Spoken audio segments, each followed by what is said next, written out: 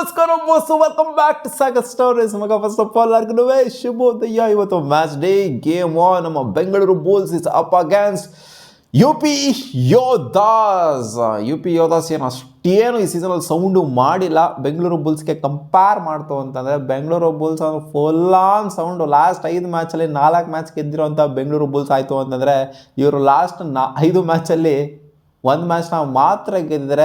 4 consecutive ಸೋತ್ಬಿಟ್ಟು ಆಮೇಲೆ last ಮ್ಯಾಚ್ನ dominating ವಿಕ್ಟ್ರಿನ ಮಾಡ್ಕೊಂಬರ್ತಿದ್ರು. Tamil Thalaivas ಎಗೇನ್ಸ್ಟು ಇವ್ರು 30+ ತೊಗೊಂಡು ಅಂತಾರೆ ಪಾಯಿಂಟ್ಸ್ನ, ಅವ್ರು 20+ ತೊಗೊಂಡು ಕಚ್ಕೊಂಡ್ಬಿಟ್ಟಿದ್ರು. ತಮಿಳ್ ತಲೈವಾಸ್ ಹೊಸ್ದಾಗಿ ಆಡಿದರು, ಇವರು ಬೆಸ್ಟಾಗಿ ಆಡಿದ್ರು ಲಾಸ್ಟ್ ಮ್ಯಾಚ್ UP ಯೋಧಾಸ್ ಅವರು. ಇಲ್ಲಿ ಮುಖ್ಯವಾಗಿ ನಮ್ಮ ಕನ್ನಡಿಗ ಗಗನ್ ಗೌಡನ ನಾವು ಇಲ್ಲಿ ನೋಡಬಹುದು. UP ಯೋಧಾಸ್ ಕಡೆ ಕನ್ನಡಿಗ ಚೆನ್ನಾಗಿ ಪರ್ಫಾರ್ಮ್ ಮಾಡಲಿ, ಬಟ್ ಬೆಂಗಳೂರು ಬುಲ್ಸ್ ಗೆಲ್ಲಿ ಅಂತ ಎಲ್ಲರೂ ಕೇಳ್ತಾ ಇರ್ತಾರೆ. ಹೆಡ್ ಟು ಹೆಡ್ ಅಂತ ಬಂದಾಗ UP Yodhas versus Bengaluru Bulls ಆಗಿರೋದು 17 ಮ್ಯಾಚು. 17 ಮ್ಯಾಚಲ್ಲಿ 9 ಮ್ಯಾಚ್ನ ಬೆಂಗಳೂರು ಬುಲ್ಸ್ ಗೆದ್ದರೆ, 8 ಮ್ಯಾಚ್ನ ಅವ್ರು ಗೆದ್ದರೆ. ಏನಂತ ಹೆವಿ ಡಿಫ್ರೆನ್ಸ್ ಏನಿಲ್ಲ, 9-8 ಇದೆ. ಹೆಡ್ ಟು ಹೆಡ್ ಈಕ್ವಲ್ ಆಗಿದೆ, ಸಮಬಲ ಆಲ್ಮೋಸ್ಟ್ ಸಾಧಿಸಿದ್ದಾರೆ. ಅದರಲ್ಲಿ ಹೈಯೆಸ್ಟ್ ಪಾಯಿಂಟ್ಸ್ ಬಂದ್ಬಿಟ್ಟು 64. ಗೊತ್ತಲ್ಲಮ್ಮ, ಪವನ್ ಕುಮಾರ್ ಶರಾವತ್ ಹಾವಳಿ ಕೊಟ್ಟಿದ್ದು UP ಯೋಧಾಸ್ ಮೇಲೆ ಅಲ್ವಾ? ಹೌದು. ಆಮೇಲೆ 57 ಪಾಯಿಂಟ್ ಇವ್ರದ್ದು ಕೂಡ ಹೈಯೆಸ್ಟ್ ಇದೆ.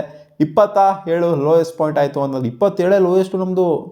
ಇವ್ರ ಮೇಲೆ ಇದಕ್ಕಿಂತ ಲೋ ಬಂದೇ ಇಲ್ಲ ನಾವು. ಇವ್ರದ್ದು ಕೂಡ ಅಷ್ಟೇ 24 ಲೋಯೆಸ್ಟು. ಇವ್ರದ್ದು ಕೂಡ ಲೋ ಸ್ಕೋರಿಂಗ್ ಅಷ್ಟೇನಾಗಿ ಆಗಿಲ್ಲ. ನೋಡ್ತಾ ಇರ್ಬೋದು ಮಗ ಪಾಯಿಂಟ್ಸ್ ಟೇಬಲ್ ಇವಾಗ ಯಾವ ಥರ ಇದೆ ಅಂತ. ಮೇಲ್ಗಡೆಗೆ ಬಂದ್ಬಿಡ್ತಾರೆ ಇವತ್ತು ಬೆಂಗಳೂರು ಬುಲ್ಸ್ ಗೆದ್ರು ಅಂತ. ಏನು ಟಾಪ್ ಗಟ್ಟಿ ಕೇರ್ ಕೂತ್ಕೊಬಿಡ್ತಾರೆ ಅಂತಲ್ಲ, ಯಾಕೆಂದರೆ ಇಲ್ಲಿ ಪಾಯಿಂಟ್ ಡಿಫ್ರೆನ್ಸ್ ಅಂತ ಬಂದಾಗ, ಸ್ಕೋರ್ ಡಿಫ್ರೆನ್ಸ್ ಅಂತ ಬಂದಾಗ ಬೆಂಗಳೂರು ಬುಲ್ಸ್ದು ನೆಗೆಟಿವಲ್ಲಿದೆ.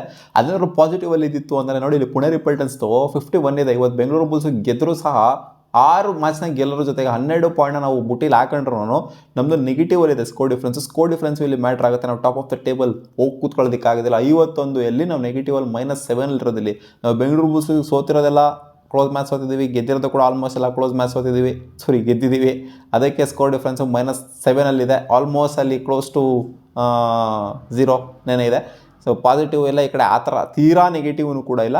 ಸೊ ಪಾಸಿಟಿವ್ ಮಾಡ್ಕೊತಾರೆ ಅಂತ ಒಂದು ಹೆವಿ ಸ್ಕೋರ್ ಡಿಫ್ರೆನ್ಸಲ್ಲಿ ಗೆಲ್ತಾ ಹೋಗಬೇಕು ಇನ್ಮೇಲಿಂದ ಆಚೆಗೆ. ಯಾಕೆಂದರೆ ಮ್ಯಾಟ್ರ್ ಆಗುತ್ತೆ ಗುರು score difference. Top of the ಟೇಬಲಲ್ಲಿ ಫಿನಿಷ್ ಮಾಡಬೇಕು ಅಂದರೆ ನೋಡಿ, ಇಲ್ಲಿ ಪುಣೆ ರಿಪಲ್ಟನ್ಸು, ದಬಾಂಗ್ ದೆಹಲಿ ಜೊತೆಗೆ ಹರಿಯಾಣ ಸ್ಟೀಲರ್ಸು ಆಲ್ಮೋಸ್ಟು ಇಲ್ಲಿ 9 ಮ್ಯಾಚ್ ಆಡಿರುವಂಥ ಪುಣೆ ರಿಪಲ್ಟನ್ಸ್. ಇನ್ನು ದಬಾಂಗ್ ದೆಹಲಿ ನೋಡಿ 7 ಮ್ಯಾಚ್ ಅಷ್ಟೇ ಆಡಿರೋದು, 7ರಲ್ಲಿ 6 ಗೆದ್ದಿದ್ದು. ಇನ್ನೂ ಸಿಕ್ಕಾಪಟ್ಟೆ ಬೆಟ್ರಾಗಿ ಪರ್ಫಾರ್ಮ್ ಮಾಡ್ತಾ ಇದ್ದಾರೆ. ಏನಾಗುತ್ತೋ ಗೊತ್ತಿಲ್ಲ, ಇನ್ನೂ ಅವರು ಸೆಕೆಂಡ್ ಫೇಸ್ ಇನ್ನೂ ಸ್ಟಾರ್ಟ್ ಆಗಿಲ್ಲ ದಬಾಂಗ್ ದೆಹಲಿದು. ಎಲ್ಲ ಒಂದೇ ಫೇಸಲ್ಲಿ ಸಾಗುತ್ತೆ ಅಂತಲೂ ಕೂಡ ಹೇಳೋದಕ್ಕಾಗೋದಿಲ್ಲ. ಇವಾಗ ಸದ್ಯಕ್ಕೆ 6 ಮ್ಯಾಚ್ನ ಗೆದ್ದು 1 ಮ್ಯಾಚ್ನ ಮಾತ್ರ ಸೋತಿರುವಂಥವ್ರು ಸಿಕ್ಕಾಪಟ್ಟೆ ಕಂಫರ್ಟಬಲ್ ಕಾಣ್ತವ್ರೆ. ಹರಿಯಾಣ ಸ್ಟೀಲರ್ಸು ಸಕ್ಕತ್ತಾಗಿ ಪರ್ಫಾರ್ಮ್ ಮಾಡಿದ್ರು. ಅವ್ರನ್ನು ಕೂಡ 8 ಮ್ಯಾಚಲ್ಲಿ 6 ಮ್ಯಾಚ್ನ ಗೆದ್ಬಿಟ್ಟು 2 ಮ್ಯಾಚ್ನಷ್ಟೇ ಸೋತಿರೋದು. ನಮ್ಮ ಬೆಂಗಳೂರು ಬುಲ್ಸ್ 4 ಮ್ಯಾಚ್ನ ಸೋತಿದ್ದಾರೆ. ಸೊ ಜೈಪುರ್ ಪಿಂಕ್ ಪ್ಯಾಂಥರ್ಸ್ ಕೂಡ ಬೆಟ್ರಾಗಿ ಕಾಣಿಸ್ಕೊಂತ ಇದ್ದಾರೆ. ಆ್ಯಂಡ್ ತೆಲುಗು ಟೈಟನ್ಸು 10 ಮ್ಯಾಚ್ನ ಆಡಿದರೆ, 5 ಗೆದ್ದು 5 ಸೋತಿದ್ರು ಕೂಡ ಇಲ್ಲಿ ಮೇಲ್ಗಡೆ ಇದ್ದಾರೆ. ಏನಕ್ಕೆ ಅಂದರೆ ಅವ್ರು ಜಾಸ್ತಿ ನಂಬರ್ ಆಫ್ ಮ್ಯಾಚಸ್ನ ಆಡಿರೋದ್ರಿಂದ. ಜೈಪುರ್ ಪಿಂಕ್ ಪ್ಯಾಂಥರ್ಸು ಬೆಟ್ರಾಗಿ ಪರ್ಫಾರ್ಮ್ ಮಾಡಿದರೆ, ಹರಿಯಾಣ ಸ್ಟೀಲರ್ಸು, ದಬಾಂಗ್ ದೆಹಲಿ ಆ್ಯಂಡ್ ಪುಣೆ ರಿಪಲ್ಟನ್ಸ್ನು ಕೂಡ ಚೆನ್ನಾಗಿ ಪರ್ಫಾರ್ಮ್ ಮಾಡಿದರೆ. ಸೀನ್ನ ನೋಡ್ತು ಅಂತಂದರೆ ಇಲ್ಲಿ ಮುಂಬಾನು ಕೂಡ ಮೇಲ್ಗಡೆ ಬರ್ಬೋದು. ನೋಡಿ ಇಲ್ಲಿ ಹೆಂಗಿದೆ ಅಂತ. ವರ್ಸ್ಟಾಗಿ ಪರ್ಫಾರ್ಮ್ ಮಾಡಿರೋರು ಗುಜರಾತ್ ಜೈಂಟ್ಸು, ಬೆಂಗಾಲ್ ವಾರಿಯರ್ಸು, ಪಟ್ನಾ ಪೈರೇಟ್ಸು, ಆಮೇಲೆ ಒಂದು ರೇಂಜಿಗೆ ತಮಿಳ್ ತಲೈವಾಸ್ ಅಂತ ಅನ್ಕೊಳ್ಳಿ. ಅಲ್ಲಿಂದ ಆಚೆಗೆ ಎಲ್ಲ ಬೆಟ್ರಾಗೇನೆ ಒಂದು ರೇಂಜಿಗೆ ಪರವಾಗಿಲ್ಲ ಕಮ್ ಬ್ಯಾಕ್ ಮಾಡ್ಬೋದು ಅನ್ನೋ ಥರನೇ ಕಾಣಿಸ್ತಾ ಇದೆ. ಇಲ್ಲಿ UP ಯೋಧಾಸನು ಕೂಡ ಒಂದು ರೇಂಜಿಗೆ ಅದೇ ಥರನೇ ಕಾಣಿಸ್ತಾ ಇದೆ, ಬಟ್ ಪರವಾಗಿಲ್ಲ ಕಮ್ ಬ್ಯಾಕ್ ಮಾಡ್ಬೋದು. ಇಲ್ಲಿ ಟಾಪ್ 8 ಟೀಮ್ಸ್ಗಳು ಪ್ಲೇ ಆಫ್ಸ್ಗೆ ಕ್ವಾಲಿಫೈ ಆಗೋದ್ರಿಂದ ಸೊ ಎಂಟ್ರಲ್ಲಿರೋದು ಮುಖ್ಯ ಆಗುತ್ತೆ ಅಷ್ಟೇ. ಎಂಟ್ರಲ್ಲಿರೋದು ಮುಖ್ಯ ಆಯಿತು ಕೂಡ ಟಾಪ್ ಆಫ್ ದ ಟೇಬಲಲ್ಲಿ ಫಿನಿಷ್ ಮಾಡ್ತು ಅಂತಂದರೆ ನಾವು ಬೇಗ ನುಗ್ಬಿಡ್ಬೋದಲ್ವ ಫೈನಲ್ಗೆ ಅನ್ನೋದನ್ನು ಕೂಡ ಇದ್ದೇ ಇರುತ್ತೆ. ಸೊ ಗೊತ್ತಿರೋದೇ ಲಾಸ್ಟ್ ಮ್ಯಾಚ್ ಏನಾಯಿತು ಅಂತ. ಆಕಾಶ್ ಹಿಂದೆ ಅವರು ಸ್ವಲ್ಪ ಹಾವಳಿ ಕೊಟ್ಟಿದ್ದು.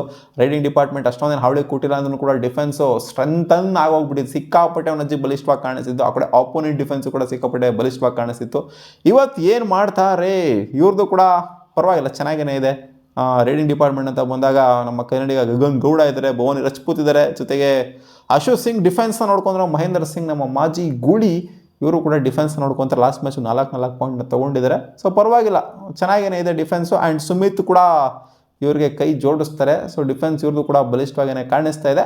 ಬಟ್ ಬೆಂಗಳೂರು ಬುಲ್ಸ್ಗೆ ಕಂಪೇರ್ ಮಾಡ್ಕೊಂಡು ಅಷ್ಟೇನಾಗಿ ಹೆವಿಯಾಗಿ ಅನ್ಸೋದಿಲ್ಲ. ಬೆಂಗಳೂರು ಬುಲ್ಸ್ ಅಂತೂ ಒಂದು ಅಜ್ಜಿ ಟಾಪ್ ನಾಚು ಹೆವಿಯಾಗಿ ಕಾಣಿಸ್ತಾ ಇದ್ದಾರೆ. ಲಾಸ್ಟ್ ಮ್ಯಾಚು ನಮ್ಮ ಯೋಗೇಶ್ ಕೊಟ್ಟಂಥ ಕ್ವಾಟ್ಲೆ ನೋಡ್ತು ಅಂತಾರೆ, ಕ್ಯಾಪ್ಟನ್ ಕೊಟ್ಟಂಥ ಕ್ವಾಟ್ಲೆ ತಡ್ಕೊಳಕ್ಕೇನೆ ಆಗಲಿಲ್ಲ ಆಪೋನೆಂಟು. ಆ ರೇಂಜಿಗೆ ಕ್ವಾಟ್ಲೆ ಕೊಟ್ಬಿಟ್ಟು ಡಿಫೆನ್ಸಲ್ಲಿ. ಇನ್ನೇನಲ್ಲಿ ಆಕಾಶ್ ಹಿಂದೆ, ಜೊತೆಗೆ ಅಲಿ ರಜಾ, ಜೊತೆ ಕಡೆ ಆಶೀಶ್ ಬೇರೆ ಬಂದಿದ್ದಾರೆ, ಬೇಕಾದ್ರೆ ಗಣೇಶ್ ಬೇರೆ ಇದ್ದಾರೆ. ಸೊ ಇದಕ್ಕಿಂತ ಒಂದು ರೈಡಿಂಗ್ ಡಿಪಾರ್ಟ್ಮೆಂಟ್ ಬೇಕಾಗಿರು ಅಂತ ಅನಿಸುತ್ತೆ. ಡಿಫೆನ್ಸು ಕೂಡ ಬೆಜ್ಜಾನ್ ಸ್ಟ್ರೆಂತನ್ ಆಗಿರೋದ್ರಿಂದ ನಮ್ಮ ಬೆಂಗಳೂರು ಬುಲ್ಸು ಎಲ್ಲೂ ಕೂಡ ಬ್ಯಾಕ್ ಫುಟಲ್ಲಿ ಇದ್ದಾರೆ ಅಂತ ಅನ್ನಿಸ್ತಿಲ್ಲ. ಫಸ್ಟ್ 3 ಮ್ಯಾಚಲ್ಲಿ ಮಾತ್ರ ನಾವು ಬ್ಯಾಕ್ ಫುಟಲ್ಲಿ ಇದ್ವಿ ಅಂತ ಅನ್ನಿಸ್ತು. ಯಾಕಂದರೆ 3 ಕನ್ಸಿಕ್ಯೂಟಿವ್ ಸೋತಾಗಿಂದ ಅಲ್ಲೊಂದು ಮ್ಯಾಚ್ ಆಯಿತು, ಸೋತ್ವಿ ಒಂದು ಮ್ಯಾಚ್ನ ಮಧ್ಯದಲ್ಲಿ. ಸೊ ಅದು ಬಿಡ್ತು ಅಂದರೆ ಮತ್ತೆ ಗೆಲುವಿನ ಟ್ರ್ಯಾಕಿಗೆ ಬಂದಿರೋದ್ರಿಂದ ಭರವಸೆ ಅಂತೂ ಜೋರಾಗಿದೆ. ಇವತ್ತಿನ ಮ್ಯಾಚ್ನ ಗೆಲ್ಬಹುದು ನಮ್ಮ ಬೆಂಗಳೂರು ಬುಲ್ಸ್ ಅಂತ. ಒಟ್ಟಲ್ಲಿ ಇವತ್ತು ಕಷ್ಟ ಇರ್ಬೋದು ಅಂತ ಅನ್ಕೋತೀನಿ. ಅಷ್ಟೊಂದು ಈಸಿಯಾಗೇನೋ ಬೆಂಗಳೂರು ಬುಲ್ಸ್ನ ಗೆಲ್ಲೋದಕ್ಕೆ ಬಿಡೋದಿಲ್ಲ. ಯಾಕಂದರೆ ಲಾಸ್ಟ್ ಮ್ಯಾಚ್ ನೋಡಿ 36 ಪಾಯಿಂಟ್ನ ತೊಗೊಂಡು ಗೆದ್ಬಿಟ್ಟು ಬರ್ತಾ ಇದ್ದಾರೆ ತಮಿಳ್ ತಲೆವಾಸ್ ಮೇಲೆ. ತಮಿಳ್ ತಲೆವಾಸು ಕೂಡ ಕ್ವಾಲಿಟಿ ಟೀಮನ್ನೇ ಇತ್ತು. ಏನಕ್ಕೆ ಈ ಥರ ಡುಬಾಕಾದರು ಅಂತ ಗೊತ್ತಿಲ್ಲ. ನೋಡೋಣ ಅದೇನಾಗುತ್ತೆ ಅಂತ. ನಿಮ್ಗೇನು ಅನಿಸುತ್ತೆ? ಇವತ್ತು ಬೆಂಗಳೂರು ಬುಲ್ಸಾ ಅಥವಾ ಫಸ್ಟ್ ಮ್ಯಾಚ್ ನಡೀತದೆ, actually second match U Mumba versus ದಬಾಂಗ್ದಲ್ಲಿ ಕೇಸಿ ನಡೀತಾ ಇದೆ. ನನಗೇನು ಅನ್ನಿಸ್ತು ಇವತ್ತು ಬೆಂಗಳೂರು ಬುಲ್ಸು ಮತ್ತೆ ಗೆಲ್ತಾರೆ ಅಂತ. ಮತ್ತೆ ಸಿಗೋಣ ಮುಂದಿನ ವಿಡಿಯೋದಲ್ಲಿ. ಪಾ